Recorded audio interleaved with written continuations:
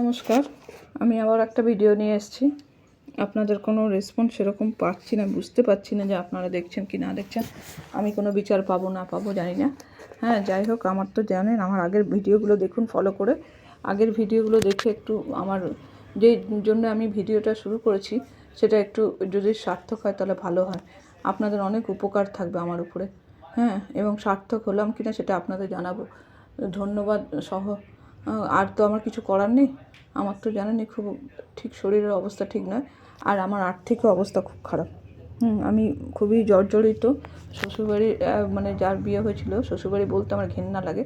হ্যাঁ, যে ওখানে তো থাকিনি, খুবই কম দিন থেকেছি, থাকতে দেওয়াও হয়নি খানিকটা।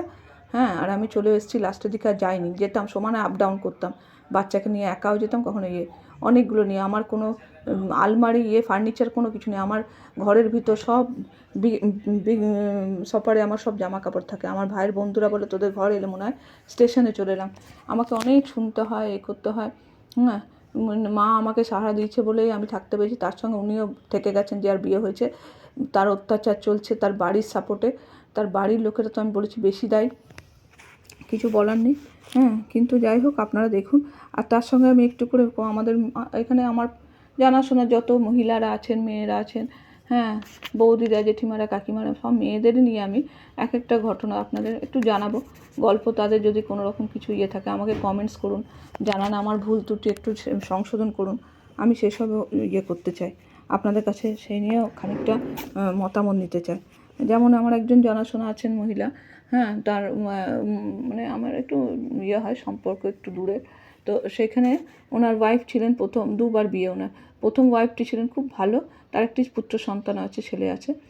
তো ছেলের অনেক বড় হয়ে গেছে, এবার বিবাহিত, মানে এবার বিবাহ দেবে। তো ছেলেটির মাটা ছিল খুবই ভালো মেয়ে। হ্যাঁ, ওরা 3 বোন না 4 বোন ছিল। তো মাটা মেয়েটার মা বাবা লুকিয়ে বিয়ে দিয়েছিল, কিন্তু আমার সেক্ষেত্রে আমি সেটা করি নাই। আমি জানিছিলাম, আমিও অসুস্থ ছিলাম, হ্যাঁ, 90 সালে। কিন্তু আমি সেটা সব ওর বাবাকে বলেছিলাম। ওর বাবা সব জানায় ওর ঘরে লুকিয়ে, এখনও পর্যন্ত এখনও লুকিয়ে ফোন করে। আমার কাছে কেউ কথা বলে না, ও সরে চলে যায়, পালায়। যেই হোক, বন্ধু বান্ধব যার সঙ্গে কথা বলে, কোনো ফোনও আমার সামনে অ্যাটেন্ড করে না। আমিও চাই না, আমিও শুনতে চাই না।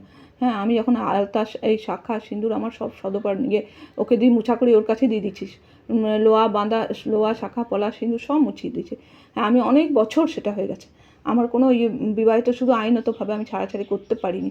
অনেক চেষ্টা করেছি, আইন, পুলিশ, আদালত, কিন্তু পারিনি। যাই হোক, ওইটার জন্যই আপনাদের কাছে আমার আর্জি, যেটা করতে সাহায্য করুন। তার মা বাবা লুকিয়ে ছিল। হ্যাঁ, ওই যার কথা বলছি, তার মা বাবা, মেয়েটির মা বাবা লুকিয়ে বিয়ে দিয়েছিল, যে ওর বিরাট হার্টের দোষ ছিল। যাই হোক, আজকে হার্টের দোষ যদি জানতো তাহলে সে বেঁচে যেত। এবারে বাচ্চা, সংসারে থাকে, ঠিক আছে, অনেক সুন্দর সংসার। তারপরে 2 বছর পর বাচ্চা হয়েছে, ছেলে হয়েছে। ছেলে হওয়ার পর ছেলেটা একটু বড় হয়েছে, তার মধ্যে হঠাৎ ওর সংসারে কি করব, বেশ আনন্দ ছিল, সংসার অনেক উন্নতি হয়েছে ওর জন্য। সংসারে বড়ের ব্যবসা বেড়েছে, হ্যাঁ, সব কিছুই হয়েছে সংসারে, শাশুড়ি নিয়ে সংসার। তো হঠাৎ ও কী হলো, মেয়েটি হার্টের এরকম ধরা পড়ে মারা গেল। তো সেই হার্টের প্রবলেমটা তখন ডাক্তার বলে, তো অনেক দিনের পুরনো, ছোটোবেলায়। তখন ওর বাড়ির লোকেদের সবাই বললো যে কেন বলে দিলেন, তাহলে প্রথম থেকে ট্রিটমেন্ট হতো, এতটা বিচ্ছিরি ব্যাপার হতো না। বাড়ির, ও একমাত্র বড় মেয়ে ছিলেন, তো ঘরের অনেকটাই ওর ছিল। হ্যাঁ, ওকে খুব ভালোবাসে সবাই, তারা খুব মুচড়ে পড়েছে সবাই, ওর বাড়ির লোকেরা। তো বলছে, এই যে আপনাদের, আমাদের যে ছেলের বাড়ির সবাই বলছে যে আমাদের এত ক্ষতি হলো, তারপরে সেটা কি করে আমরা হয়তো করে নিতে পারবো, আপনারা কি করে মেয়ের দুঃখ কাটাবেন? এটা আগে বললে এই জিনিসটা হতো না। সবার উচিত যে কোনো বিবাহিত সম্পর্ক পুরোটা জেনে শুনে, বিশ্বাস, এটা বিশ্বাস সত্য, হ্যাঁ, এর উপরে এই সম্পর্কটা, এটার উপরে না, যদি অসুস্থ থাকে অনেকে রাজি হয়ে যায়। হ্যাঁ, আমার ক্ষেত্রে যেমন আমি বলেছিলাম, জানি ও সব লাগায় সবাইকে। কথাবার্তা বিয়ের আগের থেকেই বলেছিলাম যে সব কথাবার্তা যেন শেখানো, আর সব আমার রিপোর্টগুলো আমি বুঝতে পেরে যেতাম।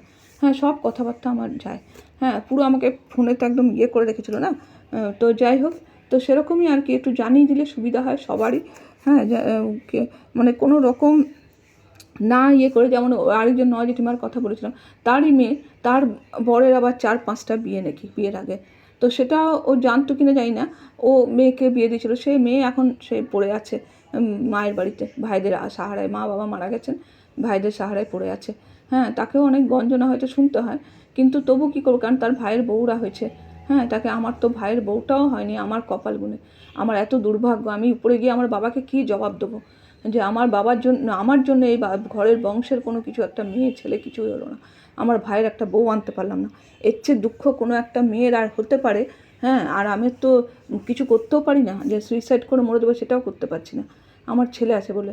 আমার একজন আত্মীয়, তার মেয়ে ওরকম 4.5 বছর ঘর করার পর সে বাচ্চা টাচ্চা হয়নি, সে সুইসাইড করে মারা গেল। সুইসাইড না মার্ডার করলো সেটা জানা গেল না, কারণ তার বাবা ছিল না মেয়েটির। কে তদন্ত করবে? তার ভাইয়ের বউ এগিয়ে গেল না যে ওইসব কোর্ট ঝামেলা থাকবো না।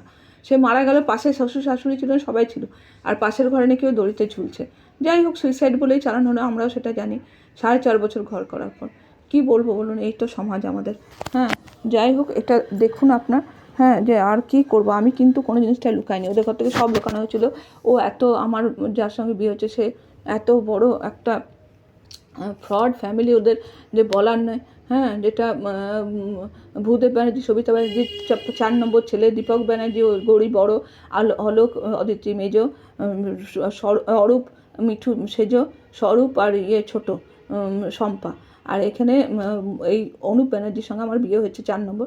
তো যাই হোক, দেখবেন আপনারা। আর ঝালদা বাঁকুড়ার পাঁচালে সোনামুখীর কাছে, ওইখানে ওর মামা থাকে, তিনি এর মধ্যে বাকি ইনভলভ ছিলেন এই জোর চুরির মধ্যে। যাই হোক, উনি ছিলেন শিবপ্রসাদ চ্যাটার্জি, উনিও টিচার ছিলেন, ওর বউ সীমা চ্যাটার্জি। যাই হোক, আপনারা দেখবেন, যত পারেন এদের কাছে খবরটা পাঠান, আর এদেরকে বলুন আমার রিকোয়েস্ট। হ্যাঁ, আমি অনেক কিছু দ্বারা এদেরকে বলেছি, সব কথা এরা জানে, কিন্তু আমাকে একটু যেন মিউচুয়াল একটা ডিভোর্স দিয়ে আমাকে এই সম্পর্কটা থেকে মুক্তি দেয়। আমি আর কিচ্ছু চাই না, আগেও কিচ্ছু পাইনি, কিচ্ছু দেয়নি, চারানা পয়সা পর্যন্ত আমার হকের জিনিসই দেয়নি, আমার গিফটের জিনিস কিছুই দেয়নি। আমার দরকার নেই কিছু নেওয়া, আমি যেটুকু আছে আমি মনের ইয়েতে না খেয়েও মরবো, তবু ভালো, কিন্তু আমি ওদের কাছে কিছু সাহায্য নেবো না। ওদেরকে এইটুকু যে ওকে ছেড়ে দাও, একটা নারীকে মুক্তি দাও, একটা মেয়েকে মুক্তি দাও, যে এতদিন ধরে জর্জরিত জ্বলছে। হ্যাঁ, তার কী অবস্থা ওই একটা লোককে নিয়ে, সে জেল খেটেছে, মানে এত জ্বালায়, সে একটা অসুস্থ রুগী, সে নানান রকম রুগী, তার সঙ্গে নেশা করে। হ্যাঁ, মাথার ঠিক নেই, মানে চিৎকার চেঁচামেচি, আমার এত লজ্জা লাগে। আমি একেই বাপের বাড়িতে থাকি, তার মধ্যে পাড়া প্রতিবেশী শোনে, এত লজ্জা লাগে আমার নিজের থাকতেই প্রথমে মুখ দেখাতে পাড়াতে বেরোতে, তার মধ্যেও চিৎকার, পাশে ভাড়াটেরা সব শোনে, আমাদের আত্মীয় স্বজনে ভাড়াটেরা থাকে, তো তারা সব শোনে, মানে কি লজ্জা লাগে, কিন্তু ইচ্ছা করেও করে, আমাদের জানে এদের সম্মানের আঘাত দিলে এরাই, সেই জন্য ইচ্ছা করে এত বদমাশি করে, তার জন্য পুরো পিছন থেকে ইন্ধন যোগায়, পুরো বুঝতে পারি আমি, কারণ তার একটা করার ক্ষমতা নেই কিছু করার। আপনারা আপনাদের বলেছি সে দোষী 30%, তার বাড়ির লোক সবাই যারা ওর সাপোর্ট করে সবাই 70% দোষী। যাই হোক, আপনারা একটু দেখুন, এটা বিচার করুন, আর খবরটা যত তাড়াতাড়ি পারে ছড়ান। হ্যাঁ, পুরুলিয়ার পাশে ওই জায়গাটি ছড়ান, পুরুলিয়া যত হচ্ছে ছড়ান। হ্যাঁ, তো আর ওইখানে বাঁকুড়াতেও সোনামুখীর ওইদিকে পাঁচালে যত ইচ্ছে ছড়ান, ওইটা ছড়িয়ে পড়ে আমাকে যেন একটা ইয়ে করুন, ওনাদের কাছে গিয়ে ওনাদের সঙ্গে কিচ্ছু ব্যবহার করতে চাই না আমি খারাপ। হ্যাঁ, ওনারা কিন্তু অনেক ভদ্রতা আশা করলাম এত বছর, ওনাদেরকেই শুধু বলেছি যে আমাকে ওকে এখান থেকে সরাও, আর কিচ্ছু আমার ডিমান্ড নেই। হ্যাঁ, তো যাই হোক, আপনারা একটু দেখুন, আপনাদের কাছে আমার শেষ এটা একটা চেষ্টা বলতে পারেন। দেখুন, ধন্যবাদ।